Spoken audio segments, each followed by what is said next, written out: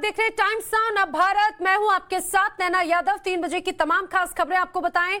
बड़ी खबर इस समय की ये कि ईडी के समन पर अभिषेक बैनर्जी ने चुनौती दी है।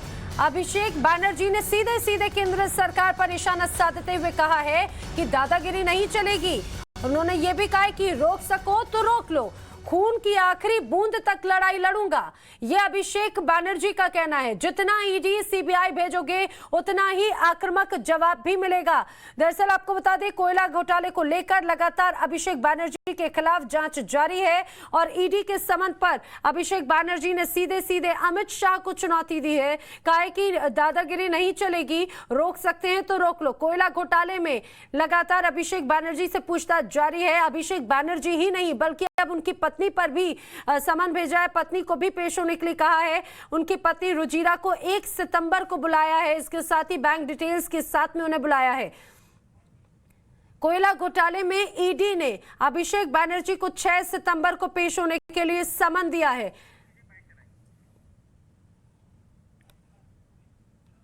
दोबारा चुनौती देता हूं, अमित शाह को चुनौती देता हूं। आपका हिम्मत है तृणमूल कांग्रेस को रोक के दिखाओ, हम आपसे वो स्टेट छीन जिसमें बीजेपी ने लोकतंत्र का हत्या किया है और आम नागरिक का अधिकार छीना है। तृणमूल वो हर राज्य में जाएगा और बीजेपी से लड़ाई करेगा और आम आदमी के स्वार्थ में ये लड़ाई अपना लास्ट ब्लड तक ये लड़ाई लड़ेगा। कोई भी माइका लाल का अगर हिम्मत है तो तृणमूल कांग्रेस के रोक के दिखाओ। मैं ये चुनौती देता हूं बीजेपी को कि आप लोग को लगता है कि थोड़ा बहुत डराने से, धमकाने से, चमकाने से ये बैठ जाएगा। भाई ये बंगाल की मिट्टी है, ये नेताजी सुभाष चंद्र बोस की मिट्टी है, ये स्वामी विवेकानंद की मिट्टी है, ये रामकृष्ण परमहंसदेव का मिट्टी है, ये बिनोय बादल दिनेश का मिट्टी है। यहां पे हम जब लड़ते हैं ना तो 2 ही चीज सामने होता है। जिस झंडे के लिए हम लड़ रहे हैं, या तो इस झंडे को वहां पे रख के आएंगे, प्रतिष्ठा करके आएंगे, या तो उसमें लपेट के आएंगे। जान जाएगा, जीवन जाएगा, आप जो करना है कर लो, जो उखाड़ना है उखाड़ लो। तो आपने सुना अभिषेक बैनर्जी को, एक एक शब्द आपने सुना। श्रेयसी इस समय मेरी सहयोगी मेरे साथ में है। श्रेयसी, अभिषेक बैनर्जी का कहना है कि तृणमूल कांग्रेस रुकेगी नहीं और उन्होंने ये जरूर कहा है कि आखिरी बूंद तक खून की लड़ता रहूंगा, डराने की कोशिश करो, डरने वाला नहीं हूं।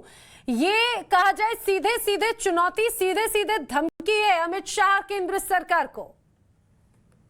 जी देखिए, एक तरफ तृणमूल कांग्रेस जो है पश्चिम बंगाल में जीतने के बाद अब नजर बनाया रखा है असम और त्रिपुरा पे। त्रिपुरा में इलेक्शन है 2023 में और उसी को निशाना करके अभिषेक बैनर्जी और जो तृणमूल कांग्रेस है, ममता बनर्जी, बाकी नेता और नेत्री सब उसी को नजर रखते हुए आगे बढ़ रहे हैं। और आज ही जैसे खबर हुई है कि इन्फोर्समेंट डायरेक्टरेट जो है अभिषेक बैनर्जी और उनकी पत्नी को दिल्ली बुलाया गया है इन्वेस्टिगेशन ज्वाइन करने के लिए कोल स्कैम में। इसी को लेकर आज अभिषेक बैनर्जी ने कहा है कि जितना भी आप धमकाओगे टीएमसी उतना ही आगे जाएगा। और ये उन्होंने एक ओपन चैलेंज या चुनौती दिया है directly home minister Amit Shah को।